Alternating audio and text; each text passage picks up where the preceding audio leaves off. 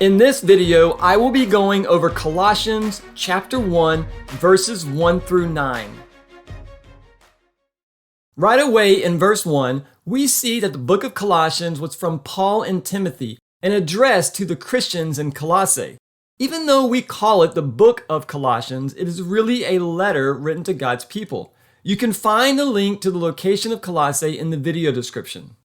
Paul's letter to Colossae would have been read to the Christians who lived there, but that is not the only place where the letter would have been read. At the end of Colossians, in chapter 4, verse 16, Paul requested that the letter also be read to those in Laodicea, which is only about 8 or 9 miles to the west of Colossae. I have included a link to the location of Laodicea in the video description as well. We also find the mention of another letter from Paul, one from Laodicea. Not only did Paul want the believers in Laodicea to read the letter he wrote to the Colossians, but he also wanted the Colossians to read the letter from Laodicea. Unfortunately, we do not know exactly what letter Paul was referring to. Whatever that letter was, consider this. Even though the letter was in Laodicea, it did not apply only to the Christians in Laodicea. It also applied to the Christians in Colossae. And the letter he wrote to the Colossians not only applied to the Christians in Colossae, but also to the Christians in Laodicea. In other words, those letters were most likely meant for Christians in general. If so, then if you are a Christian, Paul wrote this letter for you just as much as he wrote it for the Christians in Colossae and Laodicea. So I would strongly encourage you to take this letter seriously, especially considering who Paul was. Acts chapter 9 verse 15 reveals to us that Jesus himself had chosen Paul to proclaim his name to the Gentiles and to the people of Israel. Since Paul was personally chosen by Jesus, we should definitely pay close attention to the things Paul said. In verses 3 and 4, Paul mentioned 2 things they were always thankful to God for. And if Paul was thankful for them, then they must be important. So what are these 2 things?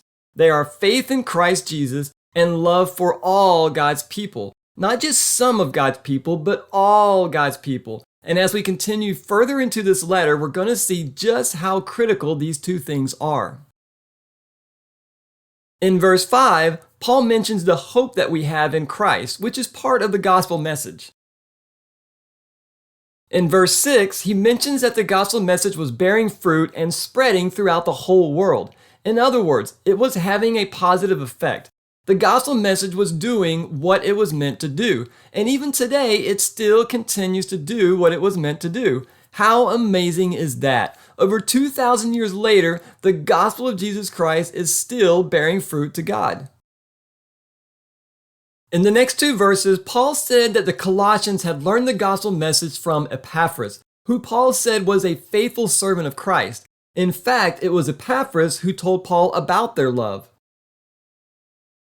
Now we come to another important piece of information. Here in verse 9, Paul said they constantly prayed for the believers. What exactly did Paul pray for?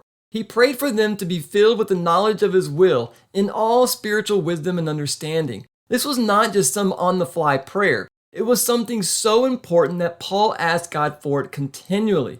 If it was important for the Christians in Colossae and Laodicea, then it is equally important for us. Let's review what we've learned. Since Paul wanted the book of Colossians to also be read in Laodicea, he likely wrote the book of Colossians for all Christians, and that includes us. Paul was personally chosen by Jesus to bear his name, to share the gospel message with us. If Paul were still alive today, he would be thankful to God for our faith in Christ Jesus and for our love for all Christians. Obviously, Paul considered those 2 things of great importance. He would also be constantly praying for us to be filled with the knowledge of God's will. So Paul placed great value on these things, and we should too. Are we relying on the Lord more each day, or are we continuing to rely on ourselves, on others, and on the things around us? Are we loving all God's people, or are we treating some of them with disrespect and bias? And are we spending time with God through prayer and through studying His Word to know what He desires of us? If not, then perhaps it's time to return our focus back to Christ. So, Let us strive to increase our faith in Christ, to increase in our love for one another, and in our knowledge of God's will.